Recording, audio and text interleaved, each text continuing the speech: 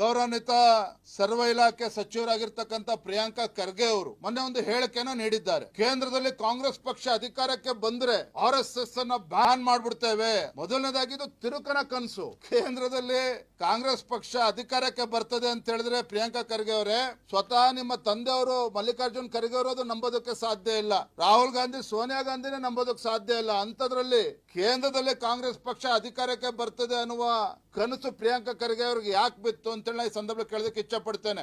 RSS ಬಗ್ಗೆ ಹಗುರವಾಗಿ ಮಾತನಾಡ್ತಕ್ಕಂಥದ್ದು. ಸ್ವಾಮಿ ಪ್ರಿಯಾಂಕಾ ಖರ್ಗೆ ಅವರೇ, ರಾಷ್ಟ್ರೀಯ ಸ್ವಯಂ ಸೇವಕ ಸಂಘ ಒಂದು ರಾಷ್ಟ್ರಭಕ್ತ ಸಂಘಟನೆ.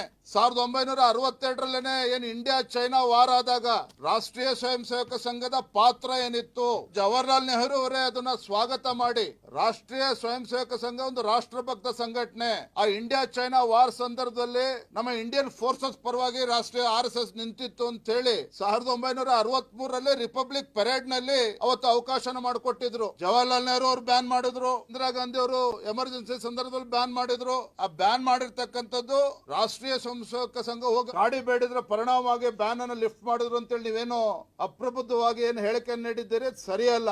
ಮಾಹಿತಿಯ ಕೊರತೆ ಇದ್ರೆ ತಿಳ್ಕೊಳ್ಳಿ.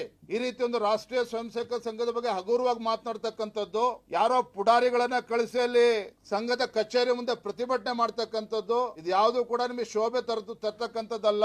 ಹಾಗಾಗಿ ಒಂದು ರಾಷ್ಟ್ರಭಕ್ತ ಒಂದು ರಾಷ್ಟ್ರೀಯ ಸ್ವಯಂ ಸೇವಕ ಸಂಘದ ಬಗ್ಗೆ ಮಾತನಾಡಬೇಕಾದ್ರೆ ಪ್ರಿಯಾಂಕಾ ಖರ್ಗೆ ಅವರು ಎಚ್ಚರಿಕೆ ವಹಿಸಬೇಕು, ಅದ್ರ ಬಗ್ಗೆ ಗಮನಿಸಬೇಕು ಅಂತೇಳಿ ಪ್ರಿಯಾಂಕಾ ಖರ್ಗೆಗೆ ನಾನು ಈ ಸಂದರ್ಭದಲ್ಲಿ ಆಗ್ರಹ ಮಾಡ್ತೇನೆ.